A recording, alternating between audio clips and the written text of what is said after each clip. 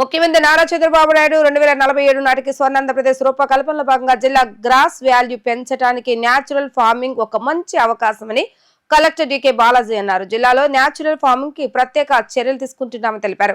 ఒక రైతును చూసి మిగిలిన రైతులు కూడా మారాలన్న కాన్సెప్ట్ తో ఈ కార్యక్రమాన్ని మొదలుపెట్టామని ఆయన స్పష్టం చేశారు. బాపులపాడు మండలం, ఉంగుటూరు మండలాల్లో కలెక్టర్ డికే బాలాజీ విస్తృతంగా పర్యటించారు. ముందుగా ఆరుగొలను, కానుమూలు గ్రామాల్లో ప్రకృతి వ్యవసాయ క్షేత్రాలను పరిశీలించి రైతులకు తొలి సూచనలు చేశారు. అనంతరం రేమల్లె గ్రామంలో జెడ్బీహెచ్ హైస్కూల్లో మధ్యాహ్న భోజన పథకాన్ని పరిశీలించి దాతలిచ్చిన 4 కంప్యూటర్స్ ను ప్రారంభించారు. ఈ రోజు జెడ్బీహెచ్ఎస్ రేమల్లె బాపులపాడు మండలిని విజిట్ చేయడం జరిగింది. రేపు ప్రభుత్వం చాలా ప్రతిష్టాత్మకంగా మెగా పేరెంట్స్ టీచర్స్ మీటింగ్ ని ఏర్పాటు చేసింది. ఆ మెగా పేరెంట్స్ టీచర్స్ మీటింగ్ కి ఎటువంటి ఏర్పాట్లు జరిగినాయి, ఇక్కడ ఏమైనా లోటుబాట్లు ఉన్నాయా, వాళ్ళ ఎలా కండక్ట్ చేయాలి అనే దాంట్లో వాళ్ళ అవగాహనలో ఏమైనా లోపాలు ఉన్నాయా చూసి వాళ్ళకి గైడ్ చేయడం జరిగింది.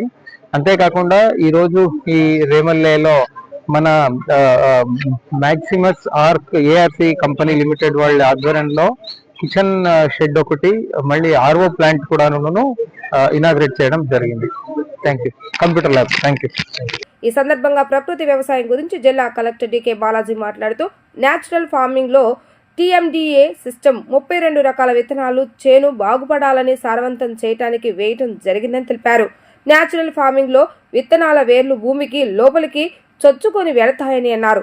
కాలువల్లో వృధాగా పెరుగుతున్న గుర్రపు డెక్క నుండి ఇక్కడ ఎరువులు తయారు చేస్తారని ఆయన తెలిపారు.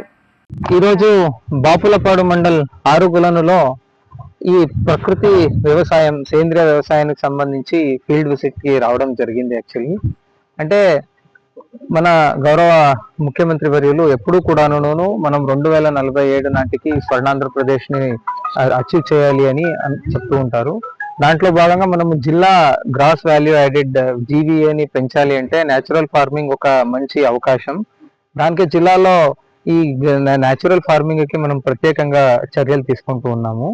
దాంట్లో భాగంగా ఈ రోజు ఇక్కడ మన కాన్సెప్ట్ ఏమంటే ఒక రైతుని మోటివేట్ చేసి ఆ రైతుని చూసి మిగిలిన వాళ్ళందరూ కూడా మారాలి అనే కాన్సెప్ట్. యాక్చువల్లీ ఇప్పుడు నేనే స్వయాన చూసినట్టు న్యాచురల్ ఫార్మింగ్ లో మనము ఈ టీఎండిఎస్ చేస్తాము, డ్రై సోయింగ్. దాంట్లో ఒక 32 రకాల క్రాప్స్ ని చేను బాగుపడాలి అనే ఉద్దేశంతో, దాన్ని సారవంతంగా తయారవ్వాలి అనే ఉద్దేశంతో ఫస్ట్ వేయడం జరుగుతుంది. అవన్నీ తీసి చూస్తే వేరులన్నీ కూడాను ఎంత కిందకు వెళ్ళింది అంటే మనము కెమికల్స్ పద్ధతిలో చేసినప్పుడు అంత వేరులు కిందకి వెళ్ళడము, వేరులు అంత గట్టిగా ఉండడము జరగదనమాట. ఇది మనం చూస్తున్న ఒక ప్రూఫ్. వేరులు ఎప్పుడు కిందకు వెళ్తాయి, ఎప్పుడు బలంగా ఉంటాయి, అప్పుడు సాయిల్ మొత్తం కొంచెం ఫ్రీ అయిపోయి, పోరస్ అయిపోయి, సాయిల్లో ఉన్న న్యూట్రియంట్స్ అన్ని కూడాను ప్లాంట్ అబ్జర్వ్ చేసుకునేదానికి వీలుంటుంది. అది ఈ రోజు చూసాము. ఇక్కడ ఒక రైతుని చూసి ఆల్రెడీ చాలా మంది రైతులు న్యాచురల్ ఫార్మింగ్ కి షిఫ్ట్ అవడం చాలా హర్షణీయం. మళ్ళీ ఇక్కడ ఇంకొక ఇంట్రెస్టింగ్ ఎక్స్పెరిమెంట్ మనం చేసింది ఏమంటే, గుర్రపు డెక్క ఏముంది, వాటర్ హయాసింత్ ని మనము చాలా వరకు వాటర్ క్యానల్స్ లో, కాలువల్లో తీసేదానికి ప్రభుత్వం చాలా కష్టపడుతూ ఉంటుంది.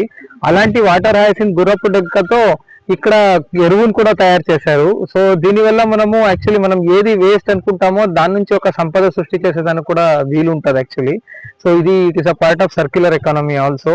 సో అది కూడా చూడడం జరిగింది. నేను కృష్ణా జిల్లా రైతులందరికీ రిక్వెస్ట్ చేసుకున్నది ఏమంటే, దయచేసి న్యాచురల్ ఫార్మింగ్ వైపు మీరందరూ కూడా ఇంట్రెస్ట్ తీసుకుంటే ఖచ్చితంగా అందరి జీవితాలు బాగుంటాయి. మనం ఎన్వైరన్మెంట్ ని బాగా పెట్టుకోవచ్చు, ఇన్కమ్స్ కూడా పెరుగుతాయి, మంచి ఫుడ్ ని అందరికీ అందించే వాళ్ళం అవుతాము. పంట కూడాను ఎలాంటి న్యాచురల్ డిజాస్టర్స్ వచ్చినా అది కూడాను అప్పుడు పంట కూడా దాన్ని తట్టుకునే శక్తి కూడా వస్తుంది. Thank you.